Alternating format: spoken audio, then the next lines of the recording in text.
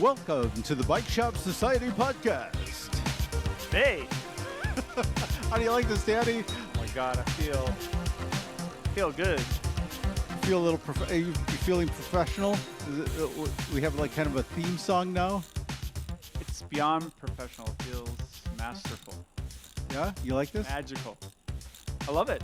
We're getting a little bit closer to being able to share this podcast with our friends and This family. is up.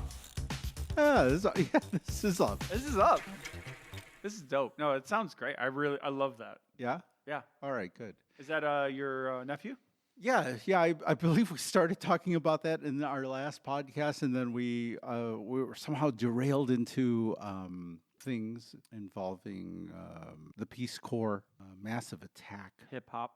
hip hop, and Beauty. everything but Keith Haring. what we were supposed to talk about. Yeah, there was a Beat lot. Street. Did you say Beat Street?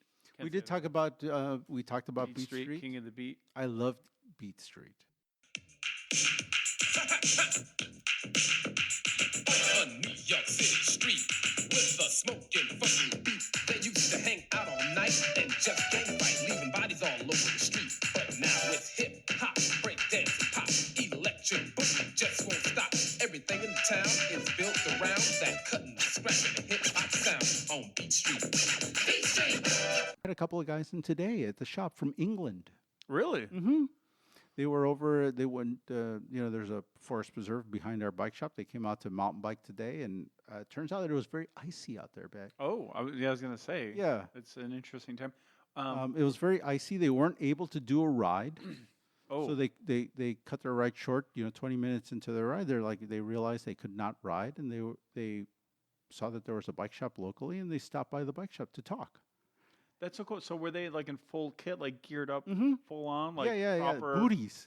Oh, They were okay. from England. They were wearing booties. One of the guys had done, grown up doing time trials, like all those Oh, English guys, oh, do. very cool. Yeah, yeah, yeah. Those Well, national time trials trial are series. like a very special thing in the UK. Like big time. the 10, I don't know if they have the 10, 20 mile, 25 mile, like all the pros. That whole like, series. Yeah, when you that whole come up, series. like everyone just does it, and it's why you have a lot of really great British time trials. Yeah. That whole from time. Wiggins and all these other folks. Yeah, down the line. he said to me, he's like, yeah, I used to do time trials in the UK, and I'm like, And I'm you like, just, like you every just do good. them like every week. It's like Yeah, there's a whole series. Yeah, There's yeah. a series. I'm It's like, a thing, I'm yeah. like every good Englishman, and he was like, yes, you know about them. it's really cool. So they were just did they like wait a second, were they like on vacation or No. They live live here. okay. They've lived here longer than they've lived in England. Okay, In so fact, they know Payless is the go-to local place to Yeah, ride. yeah. Decent mountain. and I asked them where they were from, and they're like, "We're from here," but with a completely British accent. They're just like, "I haven't been able to We're shake from here, mate. I haven't been able to shake the accent." I'm like, I understand. That's cool. I get it. It's okay, but I mean, I read Winning Magazine. I know. It's know all like, about I it. know, chap. That could have been a mistake. But it was a fun back and forth with both of them because That's cool. they were from the North Shore of Chicago, so they lived up somewhere in Wilmette or Sure. Kenilworth, somewhere up there. They got some money. Yes, I had the feeling that Wilmette just smells like money. I ride through there all the time. Yeah. Well, I mean, it's not the south side of Chicago, Dan. It's No, not the south side. no, it is not. For better or for worse. But they were poking around, and they came into the shop, and I don't have a big shop, and I don't have a lot of fancy stuff floating around the shop. But right now, I have interesting things. So if you have a keen eye Mm-hmm. and you have some taste, Mm-hmm. you'll walk around the shop, and Neither of which I have. well, I mean, you know what? Your old Le Mans was there, and they saw your old Oh, Le did Mans. they? Yeah, they saw your old Le Mans rad. steel frame, There you go. and they walked over to that and looked at that. Ooh. They walked over to an old Elan cyclocross bike that I have hanging in the back. Did they see the Bottecchia in the window? They saw, well, of course, they saw the Bottecchia in the window. The Eddie Merckx. they had the Hanging up. AD. It was an ADR. It's an ADR. painted ADR, of course. Bottecchia in the window. They saw my Eddie. They saw my Eddie Merckx. They saw my Rabobank Colnago. Ooh. They saw an old. You got cool stuff. That's just I mean, it's You- really like, you're 100% right. If you have an eye, like, what's that? What? Yeah. Eddie Merckx, oh, what? well. They also saw the brand new carbon aero gravel bikes from 3T that I have in the bike shop. So I like span the, Yeah. from one. All you from need is one a era penny to- farthing. Maybe Mark can lend you one. I could get one. Yeah, I mean, I It's could gonna get take one up a from lot one of my old space. bosses. They'll no take up prob- half your space. Yeah, no, I don't have the space for all that stuff. But I mean, yeah, I mean, from one end to the other, from one side of the spectrum to the other, and in the stands, I had I had an old Peugeot I was working on, and an Did old they comment Schwinn. on the Marilyn Monroe cardboard cutout? I don't know if they saw her or not, That's a shame. but Oh, blimey. but it was fun. It was fun talking to them. No, that's cool. Were they older, younger? 60s or so, 60, 60. So it was just too icy. They're like, this isn't really going to work. Yeah. Yeah. And, it led to a nice conversation about bicycles and the way that bicycles used to be and the way that we used to build bicycles back in the day, which was, you buy a frame, and you build it, and then it was your bike and you would ride it. I mean, you didn't buy like a $5,000, you didn't buy an $8,000 bike off the rack. You would build, I mean, there wasn't such a thing as an $8,000 bike, Right. Dollar bike back in the day. But if you wanted a nice bike, a pro bike, something like the guys in the Tour de France Start with were the riding, frame you set. start with a frame And set. then what Grupo do you want? What wheels? And the whole shebang. I never test rode a bike that I owned. Right. I didn't test ride a bike. I bought a frame, and then I built it, and then it was my bike, and then I would ride it. And then 3 years later, I would tell you what it felt like.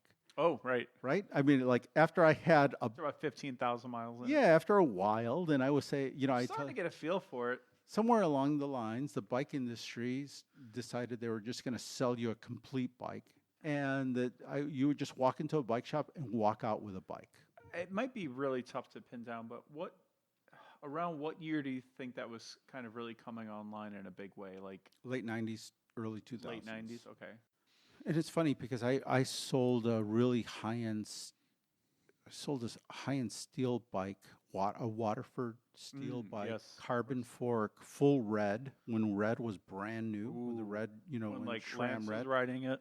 Yeah, it was brand new. It was like, and so you were able to build like a steel bike that was like 17 The pounds. Dura Ace Killer.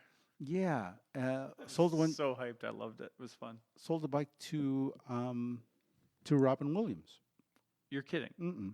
He was workshopping his new routine, his new show, and he was in Shit. Chicago. So and I he- knew he was into bikes. super into bikes. I know a lot about his bike Mhm. fetish. But Yeah, because he had that big bike auction after his death, and they sold all his bikes and stuff. But if you look in that, I believe somebody told me that they saw that bike was in that auction. But it Oh was my a God. it was a red Waterford. It was super. It was a nice. It was like maybe a $6,000 bike. So I have the receipt at home. did he sign it or anything? Or No, he filled out the It's his writing? his information. Yeah. Ah, I want to see it. Yeah, I have it. That is really cool. But you got to interact with him? Yeah, Was he cool or? quiet guy, and very into bikes. And like a connoisseur. He bought the nicest bike we had in the shop at That the is time. awesome. What size was it? Let me guess. 56. 54. Ooh, That was a I 54. was off by 2. That was a 54 because I ride 54, and You're 54. And back in those days, I would, even now, a lot of probably times get I'll order a 54. bike in my size. You're like 54. 50. Well, it's Actually, a common. I was going to say it's a pretty common. It's a super common yeah, yeah. size. So, like if you own a bike shop, you're ordering bikes, Yeah. you'll order 52, 50, yeah. 52, 54, 56, 58 is 58. already getting pretty big pretty quick. Mm-hmm. Yeah, like 52, 54, 56. Like if Yeah. you had to order 3 road bikes, Yeah. those would be the road Yeah. bikes you order because those are the easiest bikes to That sell. makes sense, yeah. Um, Wow, that is so cool. I never knew that. And Yeah. What year-ish was that? whenever SRAM Red was new, I got to look because it could have been early 2000s. Remember, he was heading out to the tour and following He was Lance the and all that biggest stuff. Lance. He was a huge. He It was like I actually all things Lance, like Yeah. raising aside, I thought it was really cute yeah. how, he was such an. He loved Lance. He loved Lance. He loved everything. He made because cycling is such a weird sport for Americans. It's a subset of Well, a I'm- subset of a sport. I'm a bigger fan of Jake Gyllenhaal because he's a cyclist. yes. Right? Like when I hear that he's like a cyclist, I'm like, I pay a little extra attention to, I'll pay a little more. to Jake Gyllenhaal. And who's the handsome bloke from the TV show with the hospital? The doctor is Not McLovin. Who's the guy I'm thinking of? There's a famous. Oh, if McLovin was a cyclist, I mean, I like McLovin already, but that would put me over the top. Let me find this really quick. Famous celebrity cyclist. Who else is a celebrity cyclist? Oh, I'll tell you who rode a bike for fun. Phil Walton. Oh no, the basketball player. Oh, Bill Walton. Bill Walton. Sorry. Yeah, I know he's a big cyclist, and so is LeBron James. Oh yeah. He had some custom he has, Cannondales, like- right? He has this like crazy large Cannondale. mountain bike. Yeah. Canada, Yeah, Cannondale made, but when Cannondale was still making bikes in this country, I think they made a custom Cannondale for him. So Robin Williams, what was cool for me personally was he'd be like really funny with the jokes, but then do tons of like brilliant physical humor. Yeah. And so Mork and Mindy, like that was one of the first. I remember watching that show because I would watch Dukes of Hazzard, Knight Rider, Yeah. Gilligan's Island, just all that shit. Yeah. But I remember seeing that and being like, Oh, that was a classic. this dude is weird as hell. Yeah. I like him. Dukes of Hazzard. You said Duke. I worked. This goes back to the bike shop, right? So Mhm. everything, my life, a lot of my life stuff goes back to the bike shop. I was working at the bike shop, and a guy comes in and he brings a bike in a box, and he says, he's like, I need this thing assembled. And I open the box, I look in there, and it's like it's a downhill bike, like a very serious downhill bike, right? Something that does not belong in Chicago. And I'm like, whoa. I'm like, look at this thing. It was a Foes, which was a very unique downhill mountain bike made out in California. Never heard of it. Aluminum, welded. It was kind of raw in that it was, the welds were really big and chunky, but it was a very unique bike. You didn't see those in Chicago. You saw those in magazines, and Never heard of it. yeah, and you see those in like Downhill Action, like one of those downhill magazines. Right. And so I recognized it right away because I was familiar with the brand and I'd seen the bike, but you don't see those bikes in Chicago. And I'm like, whoa. Wow, that's a lot of bike. Yeah. That does not belong in Chicago. I'm like, where are you from? And he's like, oh, I'm from California. Wasn't Aaron Gwynn, was it? No. And so I'm like, wow, well, I don't see a lot of bikes like this in Chicago, but, I'll put it together for you, man. He's like, oh, that's cool. Yeah, I appreciate it. He's like, I'm like, well, what are you doing in Chicago? He's like, well, I'm working. I'm like, that's cool. What are you working on? He's like, oh, I'm here making a movie. And I'm like, oh, cool. I love movies. Always wanted to be in them. Joe the Stuntman. And he says, and so we're talking, and we're working on the bikes, and the guy's kind of cool. I'm like, well, what do you do in the movie? He's like, oh, I'm, a stunt coordinator, and I do some stunts and stuff. And I'm like, oh, that's cool, and writing him up. And I'm like, oh, who's in the movie? He's like, Mel Gibson. I'm like, wow, Mel Gibson, that's cool. And he's coming right off of Braveheart. And I mean, this was late 90s. This was 97, 96, 97. So, I mean, He was in his hay. yeah, I mean, this was prior to all this stuff, whatever you feel about him now. His rants and stuff. But whatever, This is when he was like he was number He was one. it. I mean, Yeah. he was box office He star. was like the Tom Cruise of that time. yeah. I mean, it was Mel Gibson at that time. I was like, wow, man. I'm like, that's really cool. I've always wanted to be in movies. That's really cool. I'll get this. And by that time, by the end of the conversation, I'm like, dude, I'll have this bike ready for you later. By the end of the day, if you want it. He's like, oh, thanks, man. I really appreciate it. And this is at your current shop? No, this was at Cyclesmith. Oh, This was Cyclesmithy down- back this in the day, was- okay. Yeah, this was down in Lincoln Park in Chicago. Gotcha. It was a fancy neighborhood in Chicago. I can see that. I mean, it's the place to go. I mean, it's literally one of the shops there. Yeah, it was the neighborhood bike Yeah, shop. right. So it's not that we were a fancy bike shop. Right. That bike shop was there before the neighborhood was fancy. It's just that it also happened to be a baller bike shop. Yeah, 'Cause the it neigh- had like some insane stuff. Yeah, and yeah. Mark is like this he was guy nuts. with He was a this insane legit bike bike. collection, and like you can go there and find like a Still. Merlin, and you can find like Yeah, it was a legit. you can go in and buy a time trial bike. Yeah. On site. Yeah, you can buy a custom made Waterford. Yeah. road bike. Or just get like a hybrid. Anyway, so this guy comes in. Turns out he's a stunt coordinator. He's got this downhill bike, and we're wrapping up the sale. And at the end of it, he's like, I'm like, yeah, that's cool. I have the bike for you by the end of the day. He's like, you know what? He's like, I think I have something. I have a part for you in the movie. Shut I'm like, up. get out of here. Shut up. And he's like, yeah. He's like, are you okay doing some stunt work for me? And I'm like, yeah, man. He's like, great. Give me your phone number. I will have my my production manager give you a call, and we'll get things set up. Oh my God. And I'm like, holy cow, I'm gonna be. And sure enough, man, he got me in. I was like, Was that Flatliners? No, this was Payback, and I ended So up. we have to talk at some point. Oh, I know we're kind of Flatliners was before that, but yeah, but I want to. that was another bike I shop. feel like I've never really talked to you specifically about this at length. Like, I want to talk a little about your movie career, through the bike shop, which Danny, is and which is which is commercial work just too. insane. But anyway, I didn't want to interrupt your story, but And that got me into the Screen Actors Guild. so that was your first foray. That was it. Well, that wasn't my. I mean, I had done no, because I had done movie work before. Oh, you did that. Flatliners I before did you said. the Flatliners. Was that your before first? Payback? Yeah, but Which that was was- just an extra. It was, and it was like a split second scene. Where, like, you were just riding by in a Couple bike of with scenes, a couple yeah, of with- people. Yeah, with Kiefer Sutherland. I had a scene with Kiefer Well, Sutherland. you were in a scene with Kiefer. yeah, I that's- bumped him on a bike. Yeah, with Kiefer a couple of times. in Oh that my movie. God. And then in Is the this on other movie, YouTube? I get to shoot at what's his name? Wait, while you were on your bike? No, I didn't have. And Payback had nothing to do with bikes. Oh, I've never seen it. I was just shooting. I was shooting guns out of a car. I was doubling these guys called the Chow Thugs. Oh, Which were like kind of Asian looking gangsters. and obviously they were like blanks. Yeah. Do you have an IMDb? Yes, I do. Because as soon as I'm in SAG, all of a I sudden was gonna say, yeah. I got an official credit on there, so Oh I my don't have my God. photo up I there love or it. anything. But You it's should, or or you should put one of. you have to pay money. Freedom, You have Freedom to up there. pay, you have to Oh, pay really? money to have an actual thing. But I still pay my dues, and I'm still in the Screen Actors Oh Guild, my which God. is fun.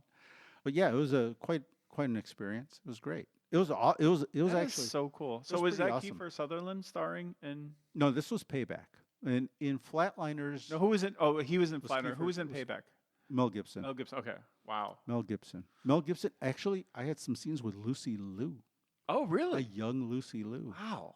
Actually, I would get my hair done because actually the first day or two they put a wig on me for some So, reason. listeners, if you don't know what Joe looks like, he has long, jet black, straight hair. And they put a wig with long, straight And black. I have no hair. on me. Yeah, So Joe has all the hair I compensate for Yeah, Danny. in Danny's so got many hair. ways. Yeah, But that's so cool though. So Mhm. that was and that was through the bike shop, and that was That was through that the was a bike shop. conversation. That was a guy bringing in a bike to get assembled, that is so cool. and that it led me into like a movie and Screen Actors Guild, and then earlier there was some stuff with Kiefer Sutherland and Julia Roberts. I was going to ask you about that. So give us a little bit of insight here from like the perspective of like, okay, you're not your main thing isn't acting. You didn't grow up like acting, but like here you are. You find yourself in a position where you can do some like extra work, like riding a bike. Like Mhm. I mean, it must have been kind of cool. And plus, there's like big like world famous actors in it. So it was fun. did you get to ride your own bike, or did they give you guys bikes, or did you? No, did in they ask you? in Or, Flatliners? It was our bikes. okay, And so they said show up with your bike. Did they ask you to like? no, so it was interesting. The casting for that was a general casting call. So the casting agents went around to local bike shops, and I've worked at some really cool shops in Chicago in cool areas. So I worked in downtown Chicago at the first shop that was a place called Turin, Mhm. and then that second shop was in Lincoln Park, which is another fancy area in Chicago. And there were just always people in that business that either lived in the neighborhood Before or social media, they're like, let's go to the bike shops. let's go to the popular bike shops in the nice neighborhoods, or maybe even the neighborhood that they lived in, because a lot of those people lived in the neighborhood. So they just went down to the local bike shop to look for cyclists. And you must have been like a cool, like pick for them too, because like like you're not like your average pasty white dude riding along the lakefront. Like you had like I had texture, some so I had one of those casting agents say to me one time, they're like, "Look around this room." she she said to me, she's like, "Look around in this room," and she's like, "Pick out the guy that looks like you." yeah. And I'm like, "There's nobody in here that looks like me." She's like, "Yes, exactly." So, so at that time, especially, yeah, I mean, there weren't a lot of people that looked like me. Now it's a little bit more common, but Yeah, but you that know, must have been kind of cool. And so, what was like the protocol? Like you were just on your bikes, you're in your kit, no, so it was or were you great. street That clothes? that Flatliners casting was fantastic because they put out a general call for cyclists, and they're just like, show up.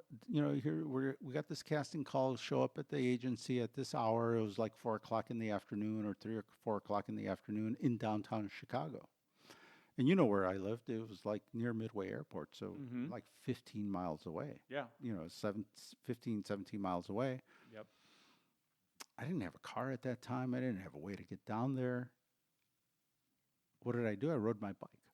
I used to commute to work at that time, so I rode my bike All the way down Archer. Yeah, I rode my bike downtown. I rode my bike to this casting call, That's awesome. and I show up at this casting agency, and I walk in, and I walk into the waiting room and I'm like, oh my God, man, I brought clothes with me to change, but I walk into this room and I'm sweating. I'm running late because I rode my Yeah. bike there. This was in the fall because it was a little chilly, so I'm. Mhm. You know how like when you come out of the cold and then you go into a warm place and you just start sweating Oh, and yeah. it's just like it's uncomfortable. Yes. Yes. You take your helmet off, and I walk into this room, and there's a bunch of guys, people that I know, because they were cyclists, Mhm. they were bike racers, some very prominent bike racers in the Chicago area. A guy named Fabio Orlandi, and some guys that were very good cyclists at that time, and people from other bike shops, and they were all sitting in the waiting room, but they were all pretty. They were like all pretty. They were like in suits. Like models. Yeah, they combed their hair and they were all like they were there for a fashion show, right? And I walk in, and I got my helmet on, I got a neon jacket, I'm sweating, I got tights on, and this lady, the casting agent, walks in and she sees me and she's like, him. That's what I'm looking for. I want guys like him. Nice. Come with me. How much did you get paid? Nothing. You mind That my wasn't that was an extra role. So those roles, those are just like, I don't know. You get $100 a day or something, and you get free lunch or dinner or whatever. However long the day goes, But you get to be in the movie. and you just sit in this big group, and at that time it was really cool because I was gonna say, you're in a movie. It's and 100. you're like young and Yeah, it's $100. You're in a movie with Kiefer Yeah. Sutherland and Julia Roberts, and you're riding your bike, and I mean, you would have done it for free. that's so funny. Did you ever go back and watch the movie? Yeah, I've watched it a couple of times. Yeah. yeah. No, it was That's cool. Rita must be like, oh, here comes your part, Joe. Yeah, she doesn't care. My wife doesn't care at all about any of that stuff, Well, I've never seen either movie in full. I think I saw Flatliners. Is it Flatliner or Flatliners? Flatliners. I think I saw it once partially, but I need to go back. But I'm Yeah, gonna yeah. look for it. It's a fun movie. They filmed a lot on the Loyola campus, Loyola cool. University campus. Nice. And there's a lot of Chicago stuff. I think most of the university stuff is at Loyola. And it's like a pretty good movie, right? Like Yeah, yeah. It's an actual good movie. Yeah, it was a well-received movie Yeah. at the time, and a lot of those people ended up being stars. I think like one of the Baldwin brothers is in Mhm. that movie. Kiefer Sutherland, Julia Roberts. She went on to do some good stuff, I heard. A few things. Yeah, there's a little. Yeah, she's had an okay career. By the way, the actor I was referring to earlier, Patrick Dempsey. Oh, Pat, he's a big cyclist. Oh yeah, Hmm. he's done a lot of. I know he's been featured in like Bicycling Magazine and this kind of thing. Patrick Dempsey. He's huh? I think he's like a pretty legit roadie. I don't know if he's just enthusiast or I Mhm. don't know if he does any racing, but it strikes me maybe he's more of the Gran Fondo type guy. That's cool. But that's like us. He used to anyway, yeah. And I don't know if he's in follows the pro thing a little bit, like kind Mhm. of Robin Williams we were talking about, but yeah, he knows road cycling. You know who's another? who used to ride a bike a lot just for fun and transportation, and just an avid cyclist, not necessarily a kitted out cyclist, but just someone who Mhm. enjoyed riding his bike, was Kyle Chandler. Oh yeah. You know Yep. that guy? Yep. Um, he he spent a lot of time in Chicago, and he lived in in the neighborhood of must have lived in the Lincoln Park area because Mm. he'd come to the bike shop quite a bit. Um, Super nice guy. He did Early Edition. Oh, right, right, Remember right. that television show? Yes, yes, yes. So that took place here in Chicago, and Mm. he was living in that area. I these are two random ones that came to mind, but so I don't know him, but I have a very good friend. I'm actually having dinner with him tomorrow. Um, he's like literally best friends. They text each other, talk to each other on the phone like 5 days a week. Al Roker, Al Roker. who used to be, at least maybe still is, but he is a regular. I think he has a foldable. He's Uh-huh. a regular daily cycling commuter Really? in New York City. Al Roker. Yep. Wow. At least he used to be. Mhm. But he is.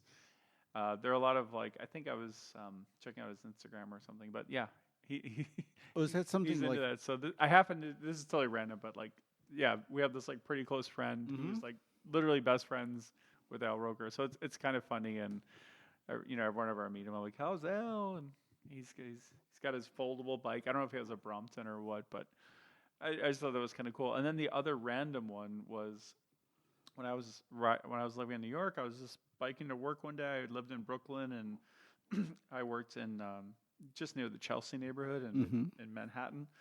Yeah, I was just in the bike lane and came up to a stop, and this other cyclist kind of comes up, and I just kind of like sense, I just did a little friendly, casual kind of look back, and oh, it's Malcolm Gladwell.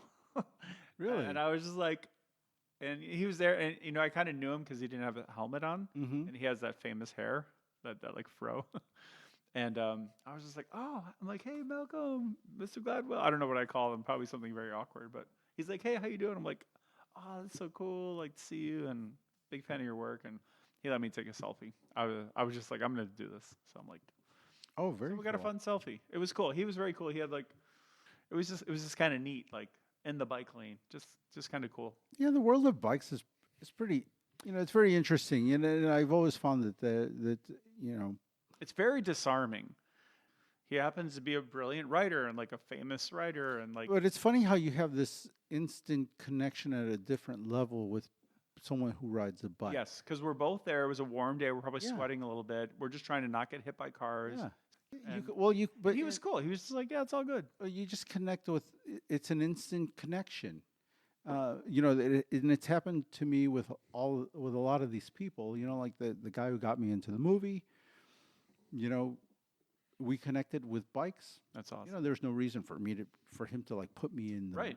put me in a movie. Yeah. But we started talking, and it all came about through bikes. Robin Williams. It was a weird, it was a conversation. All of a sudden, we were very friendly, and it all had to do with bikes, and the bikes were that common theme. Yes. Yes. And all of a sudden, you're friends. Yep. Like all of us, it was just not friends. You're friendly. Right. Right. But it led to a really good Befriended each conversation. other. Mm-hmm. Yeah. Yeah, I mean, there was no other. Saw you as a good fit, and it worked out, and But you- there was you're no other able- reason for me to talk to that Right. person, and ever since then, I've just become bigger fan of these guys. movie stuff, like besides those two movies, I or did a couple of McDonald's commercials. oh, you did? Mm-hmm. Because there were a lot of ad agencies. It's downtown Chicago, so I mean, we had Did they come to you? Did they find you because of those other credits, or what? no. I think they were just going to the local. They were. Oh, okay. It was some creative who was like, "Oh, I know where there's a bike shop. I'm going to go down there, and I'm going to go find some guys who ride Yeah. bikes because I need some guys that ride That's bikes." so cool. Or they would come. Some of them were actually clients at the bike shop. Bike shops have always attracted like agency guys. Like there's Mhm. always just been a lot of advertising guys around for Yeah. in Chicago anyway. Yeah. Because they're, I don't know, ride bikes. It was just kind of I don't know. There seemed to be some sort of connection there with creatives and agency people and bikes. Well, it's funny when you were talking about that. It makes a lot of sense to me. It made me think of when I was at Business Insider, one of the, I was mostly editing, but occasionally I would write a little bit. And one of the things that I thought was like really cool was I got this opportunity to meet Max Levchin. Mm-hmm. I don't know if it's a name you know offhand, but he is like the serial entrepreneur. He was part of the quote PayPal mafia. He was one of the C-suite of PayPal, Mm-hmm. one of the founders with Elon Musk and Peter Thiel. He was from Ukraine. I know we talked about Ukraine, I think, in the last podcast. Yeah. And he was born and raised there, and he got into cycling. He got a little, those junior like road bikes, those small ones. Mhm.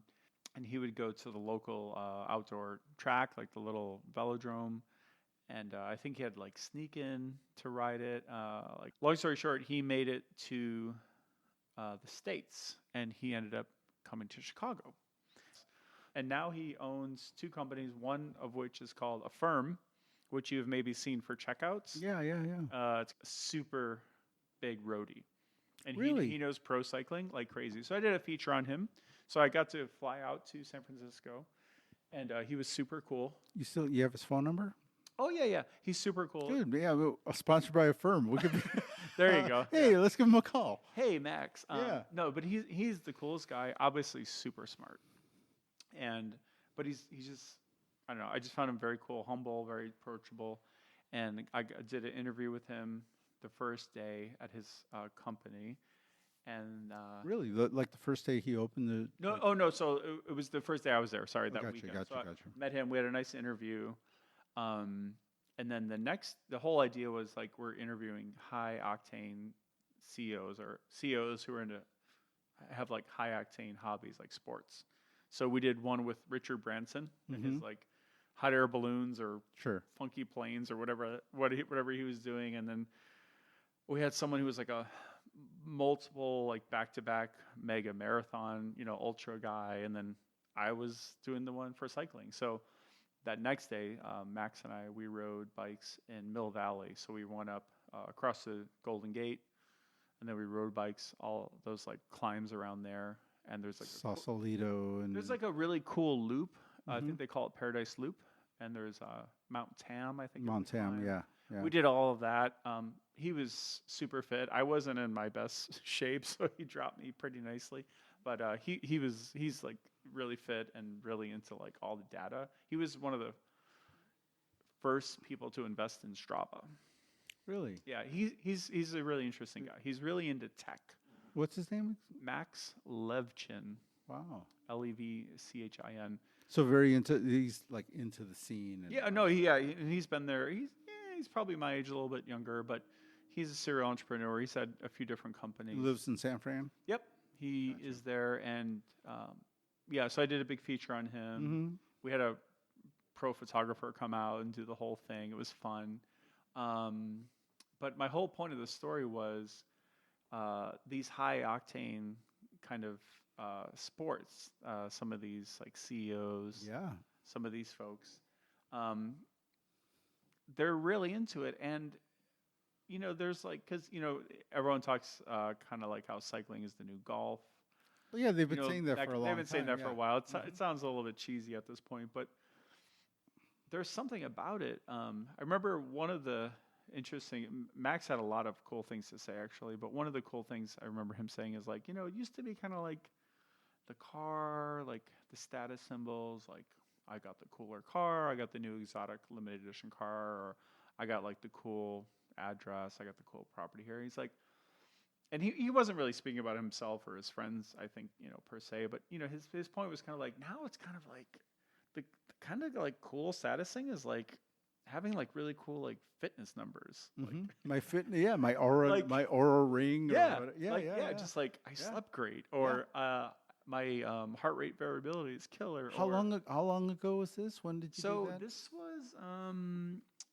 was I want to say it was like 5-6 years ago. But to be clear though, like Max was in no way, shape, or form like boasting. He was just saying like it's really interesting that like among the friends, like it was like everyone could buy like a cool car. Like, Yeah. everyone could live in a cool. It's now kind of like, oh, do you see these like not necessarily watts I put out, but more just kind of like see this kind of like Yeah, quantifiable, Yeah, like something really, exactly. something real. well, he's into quantifying. Like you Mhm. can't measure it, you can't manage it, that Yep. kind of idea. Yep. And so, no, I encourage you to read my feature. I really liked writing it. It was really cool. We got a lot of fun photos and That was for Business Insider. yeah. So if you Google Oh. like Max Levchin, I gotta look that up. You know, maybe Cyclist. we'll link that. We'll put. You know Yeah. what, Danny? There's an opportunity to put it in the links. there you go. We'll put it Ooh, in links. the podcast show description notes. in the show notes. But and other no other people have done cool profiles on him too. I'm certainly one of many, but I know we talked a lot about the.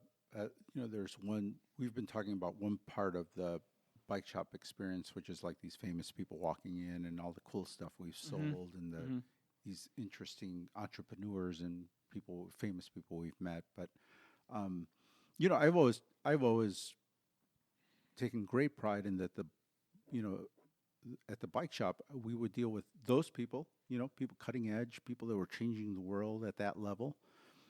But I would also have a homeless guy come in, you know, whose whole life was on the bicycle. Like their whole life was in the basket, was in a milk crate on the back of the bike. And you know, he needed, his chain was broken, or he needed a used tire to keep him going, so he can keep his house on wheels moving. You know, so he, or you know, whatever it was that he was doing, he could go get, you know, pick cans out of the garbage. right. You know, just keep And moving. he's got a tire that's like ripped up and Yeah, and I he's could got a you big know, tear in the sidewall and I can go to the back and dig out some Just- used yeah, tire and yeah. help him. You know, if the boss wasn't looking, you know, I'd slip him a new tire, or put a new tire on his bike and keep him yeah, going. And that's like yeah, you know, I would deal with every walk of life. You know, like it does because it brings in all income levels. Like you said, it does not someone- discriminate. there's a guy without a home, Yeah. so he lives off his bike literally. Yep. And then you will have the super high end people who make six figures who are like, I like that bike in the window. I just want that bike. And Give me that bike. But it truly is, I don't know, democratizing It is. in a way. It's kind of all folks. Yeah, I always thought that was really beautiful. Like I really took pride in being able to work and talk, and I still do, to people like a homeless guy, and also like one of the richest guys in Yeah. the city, because like literally Yeah. deal with the guy who owns, you know, like Right. you know, one of the Pritzkers, Yes. who you know. Wow. Really? Yeah, oh yeah.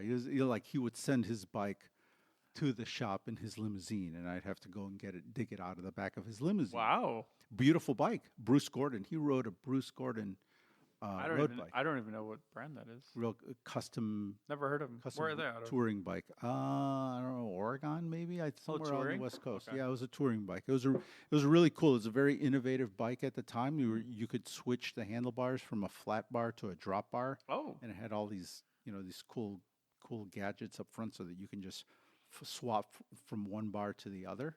I think he was one of the cool Pritzkers. Unlike some of those others. You know, I don't know about the others, but he was he was certainly cool. He rode a bike. He was So definitely cool. You ride a bike, you're cool to me, and especially a Bruce Gordon. Well, we talked about your bike in the previous podcast. That your father got through the friend. Yeah, and That his was- friend like literally gave it to him. Gave him he's like, here, I got this bike. Maybe your son will take to it, and maybe he could start riding it. It'll get his mind off of some of the bad things he's doing. So that's another new thing I've learned about you. I didn't know about the whole tagging graffiti, which we also learned, I think, in the previous podcast. But then also your movie career. Oh yeah, not Which- much of a career, but I always you know, kind of it's in knew a there. little bit about it, but I didn't Uh-huh. know, like, you know, you How gave me the download. How I stumbled into some of that. stuff. I kind of like it. Kind of why I was asking you, like, how do you get into these like McDonald's commercials, riding a bike, and Yeah, some of the stuff was just really, you know, it was. so Yeah, there were usually agency people, like people from Yeah. from the advertising agency.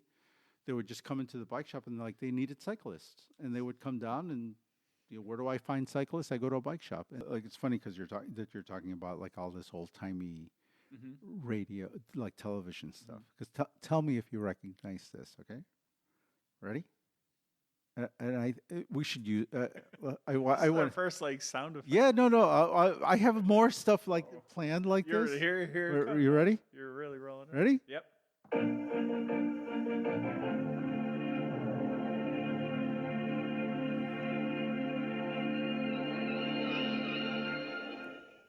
No, These it's were- not ringing a bell. These were that was like Feel uh, bad. Like I feel like I failed you.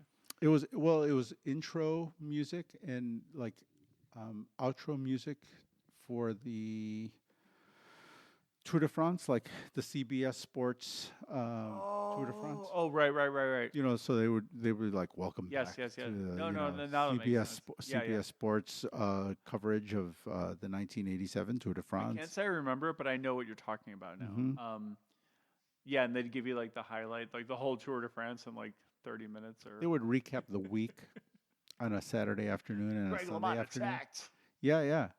And then Morphine won. We'll see what happens next they week. put it to really cool music, like some Yanni or John Tesh. Oh God, John Tesh. And then they would they would use Yanni or John Tesh, and then Phil Liggett would do he would do some sort of he'd write some really beautiful like narration. Yeah, of he had a good turn of phrase. Oh, It he was a it great- almost like poetic. It was like it was very it romantic. was literary. Yeah. Yeah. I mean, it was a great present. I mean, It would embody some like aspirational thing and I would argue that it inspired a whole generation of American Oh, cyclists. Probably 100%. the greatest generation of 100%. American A lot of cyclists. people forget those kind of things because sometimes, Phil in his older years, I think he gets a little bit of criticism, and some of it might be justified. Well, like, people like give he him a forget- lot of heat because he's an old man. well, yeah, he mixes up some names and stuff like that. Oh, and, yeah, he's but and I think it's fair to criticize if it's done in the right way. But I think what a lot of people do forget is they don't know, or they've chosen to forget, or they're willfully kind of ignorant. But like, they don't understand his. You know what? If his you're hair. criticizing him, you don't understand his place in American bicycle racing and his influence in an entire generation, and like really what you know now of bicycle racing, like what people today enjoy in the United States, really has a lot to do with him. has a ton to do with. Well, if you had to pick one person, it's for sure him. He was most influential. Yeah, I mean, every group ride was. Yeah. you He know, had a the- way. He had a way of time. Whether he wrote it himself, I'd love to know. I assume he did, but he Mhm. definitely had. He could write. Like, Have you interviewed him? Have you talked to him? I have talked to him. I Mhm. didn't interview him proper for like an actual published interview, Mm-hmm. but I've definitely met him and I talked to him in press rooms. More like kind of like chit chat, catching Sure, up. sure. Nothing like I wouldn't call it an interview. I grew up watching, Phil Liggett. He was the Tour Mhm. de France. His voice, his accent, his way of describing things. He knew the writers. And Yeah, the well, I way, think and the way I'll- he was literary when I know exactly what you mean. He would kind of end on these kind of like little vignettes or something. and Well, he yeah, was we like- learned the sport with him, right? I mean, like a lot of us, that was our introduction to cycling was through Phil Liggett. Like we knew the sport because of him. And 100%. actually, Paul Sherwin wasn't involved at all in the early years. Much here. later. Much later. Much When later, He was yeah. like racing. He was a Mhm. pro. Yeah. Yeah, so in the United States, it was him. And in in the United States, he was the voice from He was- Europe. he- He was the I would, I guy. would agree with that. I would just say he had a great run, I think, for many years. I just think at some point, though, he should switch from the main play-by-play call to a little more color commentary. Mhm. That's just my personal take, because he does mix up. I more think. and Well, yeah, more. I think it's. and it's too, fair. He's older. Like I think it's too much work for him. I don't- respect it. Don't yeah, get me wrong. yeah. I'm just trying to say it in a way that's like really fair. It's like I think he should switch to a more color role, Mhm. color commentary, and leave the actual play-by because he does struggle now with the names and he Mhm. mixes up some writers and sometimes it's a little cringy because like his co-commentators are correcting him live and it's That's a. I that's a don't. little bit challenging. and I don't There's- and there's been a lot of it. Yeah, I don't think that's necessarily his fault. I think that's on the side of the production team. No, he's like no. This is different. This is when he's like looking at the writer. No. I know, but what I'm saying is that's the Oh, like they should- producers. Oh, they, I see. they what should you have mean. identified that a long time ago Like and the said, coach needs to put a different player in that position. yeah, or at least So give to him a speak. little help. And I think since Paul, who did a great job, and I think why you notice it more than ever right now is because Paul Sherwin was He there. did it. He was usually the guy. Paul was his Yeah. guardian, Rest and in- really rest looked in after peace. him and held his hand and Yes. like didn't allow him Uh-huh. to get in trouble and covered for him Yep. a lot. He would and correct him a lot. He, too. he would correct them a lot Yeah. too, but he had a way of doing it that where it wasn't as obvious, or Right, it was right. it was much kinder. Whereas Yeah. Bob and like these, they're not as clean when they do it. I 100% agree. like their It- corrections are a little bit more. Blunt. Yeah, they're blunt and Coarse. It makes them, makes those errors kind of stand out a Kind of little bit more. uncomfortable. I 100% agree, but, Mhm. but that's why he should be switched. Mhm. And I have mad respect for Phil. I love the nostalgia and the history. Well, I For think that decades, he was the voice of cycling, and I think he still is in many ways. But I just think someone needs to make the call. Like, look, we all are going to go through things in life, and I think you just need to like shift it a little bit.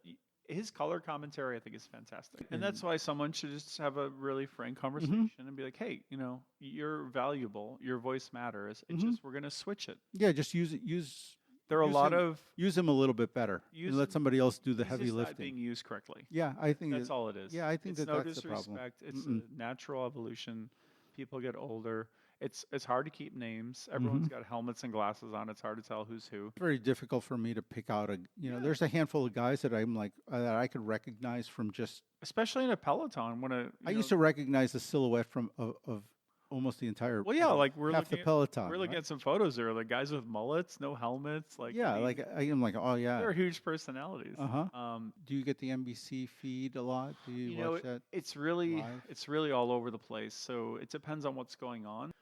In cycling, it's a little bit crazy too, because I had like Flow bikes. Mm-hmm. So I had a sub with them, and that wasn't cheap. And then I had one with NBC, and then I had one or two others who. GCN? Do you do? Oh yeah, GCN? yeah, I had GCN, and that was really good, except when it wasn't. So it's kind of like if you want to watch like most of the races, you kind of have to have all these subs. Yeah, you do. It gets really expensive, Mm-hmm. and I'm all about supporting, like making it sustainable. Yeah, yeah. I don't want to use pirated feeds, and I haven't. I'm happy to say I haven't used pirated feeds in a long time now, Mm-hmm. because I have like a legit VPN, and even though that is in a way going into Yeah. that kind of country and looking at it through that feed, I would like nothing more than to have like a really affordable, reliable, like good source. Dependable package. Yeah. But like right now, if you do it, and I've seen all kinds of people post on social media about this, but I mean, you can easily spend a couple $100 Yeah. on just like having feeds just to watch the different races. Because one will have like these races, and you're like, okay, I want to watch some of those, but not all of them. But you're also missing like these other major ones, or one Yeah. has like one Grand Tour, but you can't watch the other two Grand Tours, or you can only watch some of the classics, but you can't watch some of the other classics. And I don't know. It's annoying. Yeah, it's a little bit. Yeah, it's a little messy. It's a little messy and little it's messy. expensive. So Yeah. Next thing you know, you're spending. I mean, I think it's very easy to spend at least a couple $100s.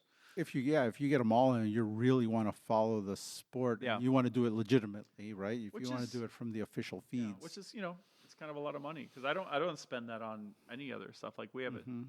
a Netflix and a Hulu, and I think that's it. yeah. I So, think the best racing is the Giro, the Vuelta, and the Tour.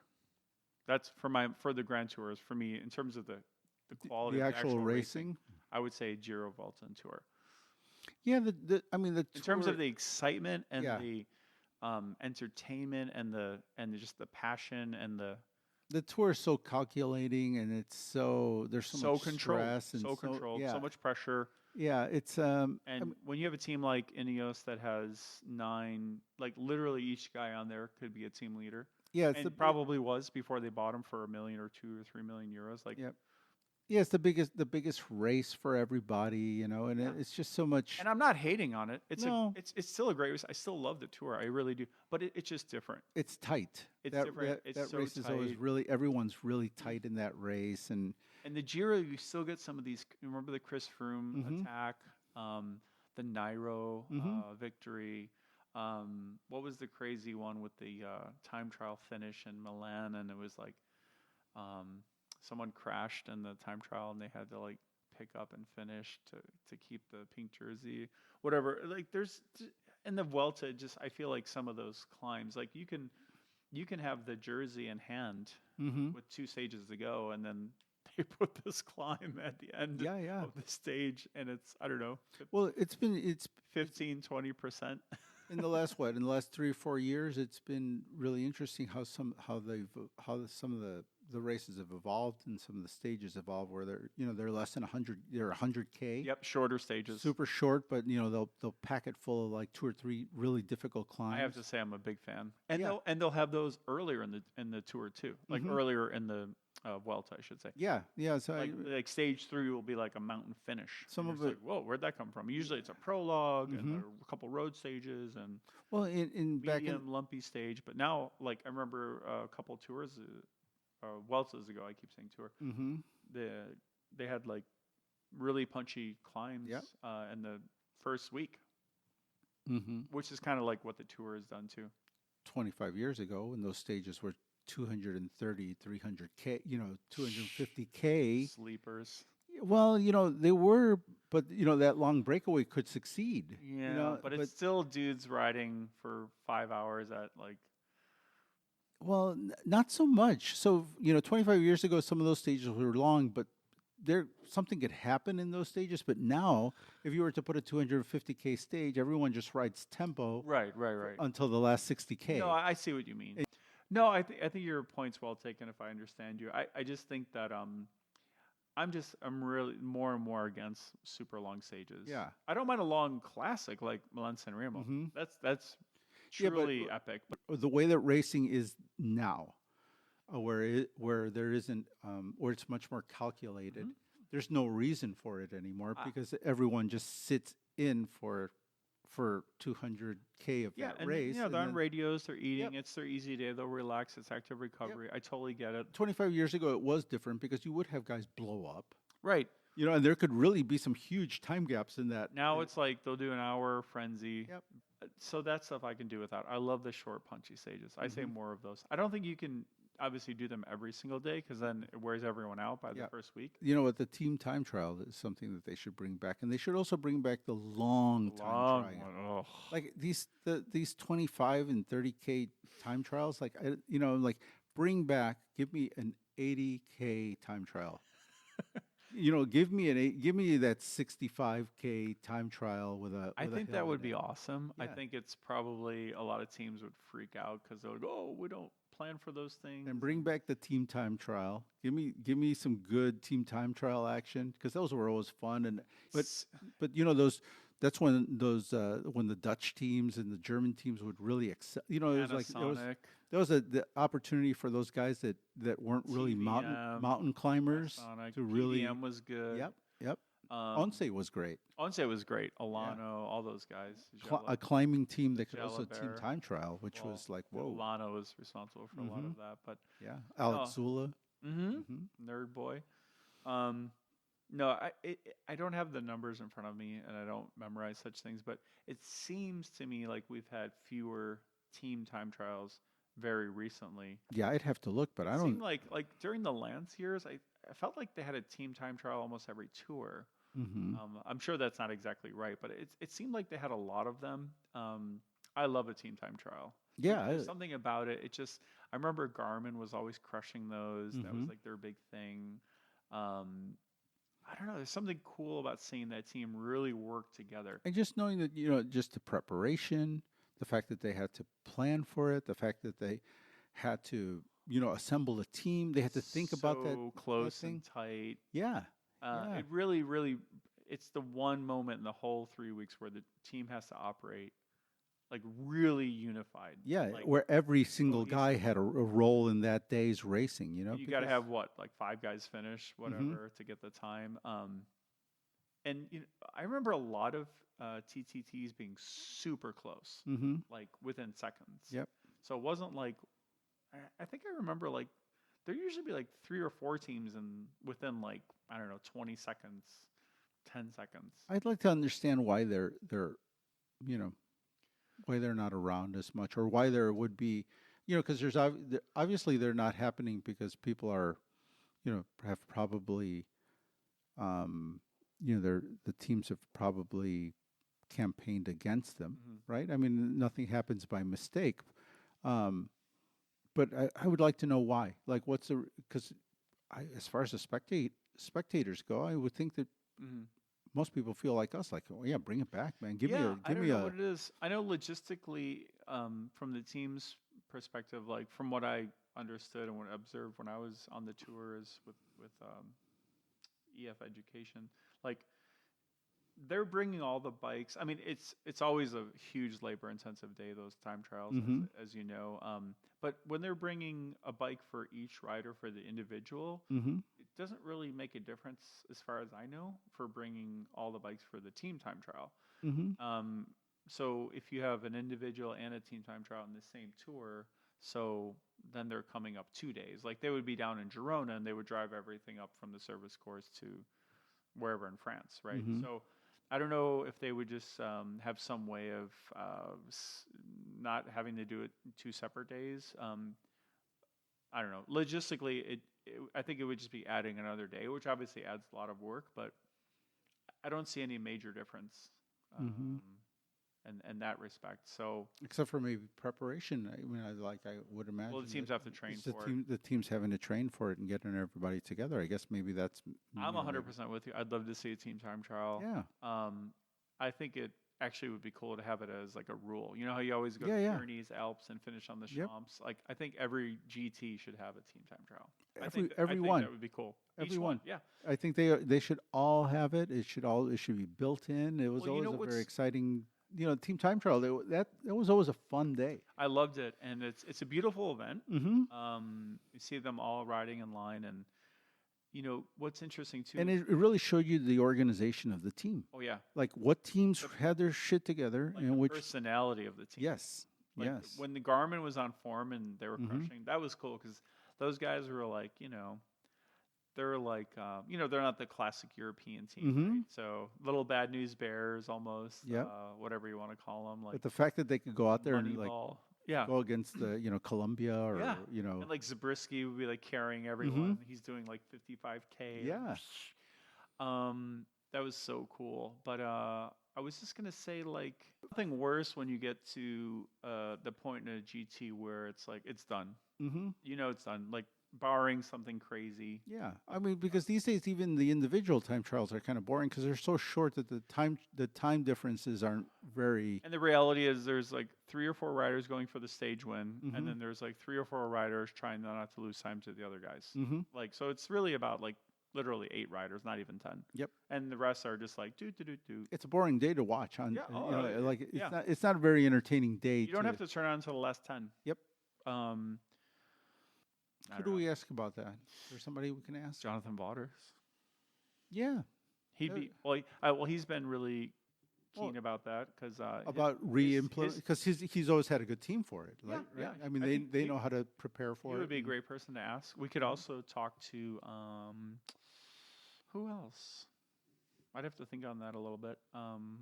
But Well, JV is the first person I would think of. The season's getting started over in Europe. I know there's probably a professional bike racer or two out there who might be sitting on a team bus with nothing to do and scrolling through cycling podcasts, just like, oh, Spotify. I'm into cycling. Look, I'm a professional cyclist. I got nothing to do here, and I need to kill a couple hours between in this transfer day, and maybe I'll turn on this podcast and send us an email. Let us know what you think. Maybe I don't know. Name some domestique. Mikhail Kwiatkowski, your favorite Polish? I do like we're in Chicago. Kwiatkowski, a lot of Polish people here. Oh, I think it's the biggest population of Poles outside of Warsaw. We hear it our whole Yeah. lives, Danny. Yep. Outside of I Warsaw. think it's still true though. No, it is. Yeah. It is. It is. No, it's super cool. Well, yeah, hopefully that pro who's Listening out sitting there, on sitting on a like, bus, I need like waiting maybe to a get couple his Chicago massage. guys Uh-huh. to BS about hip hop Yeah. and the tour and La Vuelta. Well, he doesn't want to know, but he knows what he needs to know about his bike. He doesn't care. You know, Oh, not about the bike, no. but he wants our take on racing. He wants to know why the team time He trials wants should come like back. light. He wants to bike talk light. Keep it light, Well, he wants someone not who too deep, he can talk about bikes with them if he needs to talk about bikes with them, but probably but doesn't. probably not. Probably not. You know, it's actually funny because when I went to when I finally got to go to the tour as kind of like an insider or whatever you want to call it, I use quotes around that. But like, yeah, it was really funny because like I wanted to talk about the racing and everything, and the riders wanted to talk about anything else. Oh Like yeah. they were just talking about whatever they're watching on Netflix. And like I got a book, or it almost felt awkward asking them about like the racing. They're like, 'cause "Oh, they were God." just kind of like they'd be like, yeah, so you know, Yeah. it was kind of weird. Yeah, they don't want to talk about bike. They're in the bike race. and they did a lot of press already. Mhm. That gives you a real insight into like the sport at that level. Yeah, they're day to day, and you know, just the pressures they're under, and you know, and also for some of them, it's the job. You know, it really is kind of it's work, right? Well, that's I and mean- that's the thing, and I don't mean to say it's still not like a fascinating, brilliant, colorful sport because it is, but it's like another reality. Like when you realize that, like it is literally their job. You know, It's their job. they're not making $1 million. They're making, you know, they might make 150, 250, 350 grand, which is good money. It's good money, but you know, these days, 120,000 you know, an account manager at an advertising firm makes $120,000. Yeah. So And- that's not Right. that's not like it's not like, oh, I'm a millionaire. Right, It's a job, and Right. you know, the in 2 hours he could be crashing in the gutter and breaking every bone in his face. Yes. Still interesting. It's very interesting, but it does take a little. It's like it's you learn how the sausage is made, and then it's not. It's no longer as romantic as it used Leave to it be. to the Chicago guys. It's Yeah. not this us. It's how the sausage is made, and sometimes, That's what this podcast should be. yeah, seeing how the sausage is made is there's a reason why you don't Yeah. want to see how the sausage is made, because it's a dirty. Sometimes it's a dirty business, or it's just not as. It's not as romantic as you imagine it, you know, because you see them, and you know, it's like seeing the skid mark in the chamois. Yeah. You know what I mean? It's That's just a like beautiful image to leave. yeah, us you're with. just like, Skid mark and the it really is. It's like, okay, Someone needs some there's man too much wipes. reality. So that was always interesting and fun, but it didn't honestly take away. I still love the tour. I'm fascinated by it. It's just another insight. But if their guy gets in the top 10, like that's a huge success. They can all celebrate with old bubbly on the champs Mm-hmm. at the team bus, what have you. If they get a guy on the podium like EF, you know, I was hanging out with them when Oran got second. You know, he was the closest to Froome ever in all of Froome's victories. He was within 50 seconds. Wow. Like that was insane. Yeah, that's a huge success for a team like Yeah. that. Yeah. On the other hand, you take an Ineos, right? And they get second, and that's a disappointment for them. Yes, which is another reality. You know, so that's a whole different thing, and you know, Second it's like is a disaster. it's a disaster. But you know, Like, what happened? yeah, you know, yeah, an Yeah. AG2R gets second place. Oh my God, it's a national holiday. Like, Macron's on TV. oh yeah, you know, Oh la la. yeah. I mean, you know, it's all, you know, it's all the Yeah, depends on your perspective and your budget, and it's a great sport. I love it. yeah, But I have to, you know, not to end on a weird note, but it kind of makes me like the one-day classics all the more. mm-hmm. I don't know. For me, that's what I really love now, and I find year after year I love it more and more and more. It's not that I like the Grand Tours less. It's just like, you know, there's still great racing in the Grand Tours for sure, and there's some like crazy moments, and I'm always going to be a fan. But Well, those are marathons, right? And so your excitement is kind of spread out over a month. But if Feet to the Fire, right? But if Feet to the Fire, I'd pick a classic any day. Would you pick a GT or a classic if you could only watch one, just hypothetically? it's tough because there is something really nice about like the tour there's something very hypnotic about watching the tour. Something, there's something about being there and having spent so many summers there, Mm-hmm. in the afternoon and turning it on and having it on for 3 or 4 hours where you kind of zone out. Mm-hmm. Because usually the coverage would start right after lunch. Mm-hmm. In Spain, 2 o'clock lunch or whatever, and you turn it on. The tour would be there, and it would run till about 5:30, Mm-hmm. and so you get 2-3 hours of coverage, and so you'd have almost a semi siesta for like the first hour. You're kind of like Uh-huh. dozing in and out, and Yeah. then you wake up, and then that last hour, so there was something. I think part of it is just that it's programmed I think hypnotic is the perfect word. yeah, the flying, the helicopter, and then just the pacing of it, and The there's build-up. the build up to the finish, and all of that stuff. So, I mean, part of it is just that it's just the Mm-hmm. it's just the custom of And the watching it. heat. Yeah, it's summertime, and so yeah, I mean, and also the summer for me, cycling is really. Yeah. I mean, I do like the spring and the fall Yeah, and all that yeah. stuff, but the summer, Yeah. there's something about the heat and the sweat and Mhm. the jersey being open and the water and all that stuff. Smells, the fragrance. Yeah, I'm a sucker for that Mhm. that sunflower shot, that Mhm. they always do, Yeah. and now they got that cool shot where they fly the helicopter kind of parallel to Yes. the riders where it looks like James he's going Bond like shit. 1,000 Yes. miles an hour, Yeah. on the flat. That's awesome. So, No, I hear you. so yeah, I mean, I don't know. Paris Roubaix though, you're still it's still exciting to watch something like that, or The Flanders. last hour of Milan San Remo. Mm-hmm. Yeah. Yeah. Pressa, Poggio, Mm-hmm. Via Roma. Yeah. I mean, those are tough to replace. Although, see, the thing is that I never grew up with those races, so that's a recent phenomenon in the United States because you didn't really see those races in the Yeah, United States. Fair, I didn't either. I'm mostly the tour. So it's that's more of a recent thing, That's Tour in Downers Grove. post Lance, you never got coverage of that stuff in the Yeah, United you'd States. get like some cheesy half-hour recap. You got Paris Roubaix, Mhm. and you got the Tour de France. Those were the two races you saw in the United States. But even those were distilled to like 30 minutes. Hour, Yeah, it was an hour. It was an hour with, recap with commercials. So yeah. a lot of commentary and those little cheesy like, oh, back home in Minnesota, Mhm. there he is cutting his grass. Yeah, yeah. Thinking of Paris. Oh yeah, no, you get you Just get the like, home time Are you serious? that angle, and but it's hokey now, but at that time, boy, You can't eat sloppy joes when he's in Paris. it meant the world to me.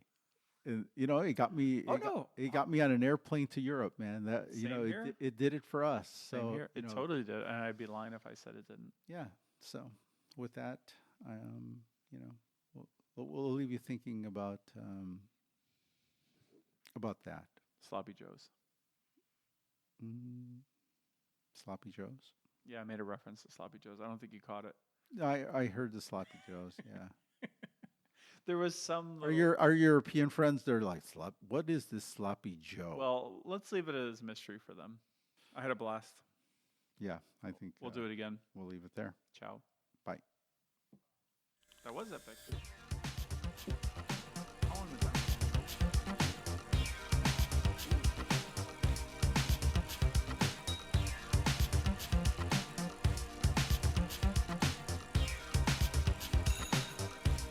That's good.